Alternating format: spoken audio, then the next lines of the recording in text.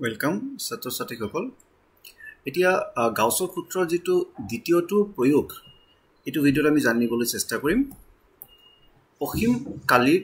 সমভাৱে আহিত সমতল পাতৰ বাবে ক্ষেত্ৰ প্ৰাবল্য অসীম এটা পৃষ্ঠ ধৰি লোৱা আৰু এই অসীম পৃষ্ঠটোত আমি আধান ইয়াতে স্টোৰ কৰিছো বা জমা কৰিছো আৰু ইয়াতে যেহেতু মোৰ ঠাইটো কম সেই বুলি সৰুকে আকিছো কিন্তু ধৰি লোৱা যে যেটো পৃষ্ঠ আছে হেতু একেবাৰে অসীম কালিৰ আৰু এই পৃষ্ঠটোৰ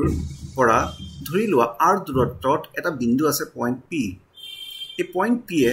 এই কালিটোত উপস্থিত থকা আধান সমূহৰ বাবে কিমান বিদ্যুৎ ক্ষেত্ৰ প্ৰাবল্য অনুভৱ কৰিব হেতু আমি উলিয়াবলৈ যাম ইয়াৰ বাবে ধৰি লোৱা যে এটা সমতল পাতৰ আধান ঘনত্ব সিগমা আমি জানিছিলো আধান ঘনত্ব সিগমা হল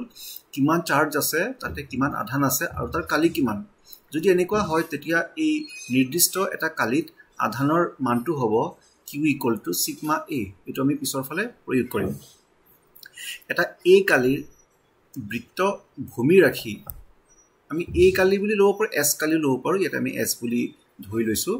এটা a কালিৰ বৃত্তক ভূমি ৰাখি r দৈৰ্ঘ্যৰ দুটা সুঙাকৃতিৰ গাউসীয় পৃষ্ঠ অঙ্কন কৰা হল এটা সুঙাকৃতিৰ বা সুঙা দুটা আমি গাউসীয় পৃষ্ঠ আঁকিছো এটো সিমেট্ৰি আনিব কাৰণে ইয়াত সুঙাৰ মুঠ দৈৰ্ঘ্য হৈছে আগফালে r আৰু পিছফালে r কাৰণ এই পৃষ্ঠটোৰ পিছফালো ক্ষেত্ৰ থাকিব আগফালো ক্ষেত্ৰ থাকিব r + r হল 2r আৰু চিত্ৰত দেখুৱাৰ দৰে বৃত্তীয় ভূমিৰ দুটা কালি a এটা আমি a বুলি কৈ ললো এটো a আৰু এটো a তাৰ মানে এই যেটো পৃষ্ঠটো আছে তাৰ আগফালে এটা সুঙা r দৈৰ্ঘ্যৰ আৰু a কালিৰ আৰু পিছফালেও তেনে ধৰণৰ এটা সমান সুঙা এটা ধৰি ললো এটো আমাৰ গাউসীয় পৃষ্ঠ বুলি ক'ব পাৰি চিত্ৰত দেখুৱাৰ দৰে বৃত্তীয় ভূমিৰ দুটা কালি a গোল পৃষ্ঠ s ৰ বাবে মুঠ ফ্লাক্স শূন্য হ'ব কাৰণ ই আৰু s ৰ মাজত কোণ 90 ডিগ্ৰী যদি এনেকুৱা এটা যদি পৃষ্ঠ থাকে তাত আধান থাকে সদায় বিদ্যুৎ ক্ষেত্ৰটো ইয়াৰ লম্বভাৱেহে ওলাব তেনেহলে এইবোৰ যিবোৰ আধান বিলাক আছে তাৰ পৰা ক্ষেত্ৰৰ দিশটো এনেকে থাকিব ইয়াৰ ভিতৰত থকাটো এনেকে থাকিব তাৰ মানে কোনো প্ৰকাৰে হলেও এটা বল ৰেখা এই যেটো গোলাক যেটো বৃত্তীয় যেটো পৃষ্ঠটো হেতু বা কাৰ্ভ যেটো ইয়াক ক্ৰস কৰি যাব নোৱাৰে তাৰ মানে এই যেটো পৃষ্ঠ আছে এই পৃষ্ঠটোৰ লগত সম্পৰ্ক ফ্লাক্সৰ পৰিমাণটো হ'ব শূন্য এতিয়া আমি জানিব বিচাৰিম যে এই যেটো দুডাল ভূমি আছে এডাল ভূমি আৰু এডাল ভূমি মুঠ ফ্লাক্স কিমান হ'ব e.s ইয়াৰ মাজেৰে কিন্তু ফ্লাক্স যাব কাৰণ এই যেটো বৃত্তটো তুমি দেখিছা এই হেৰিটোৰ ওপৰতে পৃষ্ঠটোৰ ওপৰতে তাৰ পৰা আধান বিলাকৰ ফ্লাক্স এনে ধৰণে আহিব এনেকে ধৰণে আহিব পিছফালৰ পৰা এই বৃত্তটো পাৰ হ'ব এফালে বৃত্তটো পাৰ হ'ব তাৰ মানে দুটা বৃত্তৰ কাৰণে দুটা পৃষ্ঠ থাকাৰ কাৰণে phi = e.s তাৰমানে 2e.s আৰু ইয়াতে ক্ষেত্ৰৰ দিশটো বা পৃষ্ঠৰ দিশটো আৰু ই দিশটো সমান্তৰাল থকাৰ বাবে ইহতৰ মাজত এংগলটো হ'ব cos থিটা মানে cos 0 ডিগ্ৰী হেতু 1 হৈ যাব আৰু থাকি যাব 2es তাৰ মানে phi = 2es এতিয়া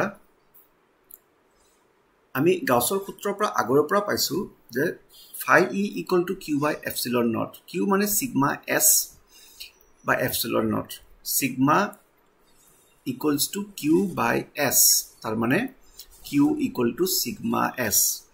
তো q ৰ জায়গাত আমি sigma s লগাই দিলো এটো 2 নম্বৰ ইকুৱেচন তো 1 নম্বৰ সমীকৰণ এটো পালো 2 নম্বৰ সমীকৰণ এটো পালো তাৰ মানে দুটা বাওফাল সমান তাৰ মানে 2es কাৰ সমান হ'ব sigma s by epsilon0 সমীকৰণ 1 আৰু 2 পৰা পাম 2es = sigma by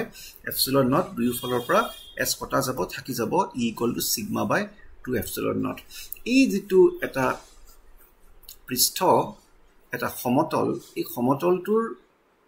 যিমানে দূৰত থাকক p বিন্দুটো ইয়াত থাকক বা ইয়াৰ পৰা আঁতৰত থাকক ইয়াত এই p বিন্দুটো ইয়াতে যিমান বিদ্যুৎ ক্ষেত্ৰৰ প্ৰাবল্য অনুভৱ কৰিব এইখিনিতে একে প্ৰাবল্য অনুভৱ কৰিব কাৰণ এই যেটো আমাৰ শেষৰ যেটো ক্ষেত্ৰৰ প্ৰকাশ ৰাখি ইয়াত r ৰ কোনো প্ৰকাশ নাই ইয়াত r নাই তাৰ মানে r ৰ ওপৰত নিৰ্ভৰ নকৰে তাৰ মানে আমাক যদি যিকোনো এটা অঞ্চলত সুষম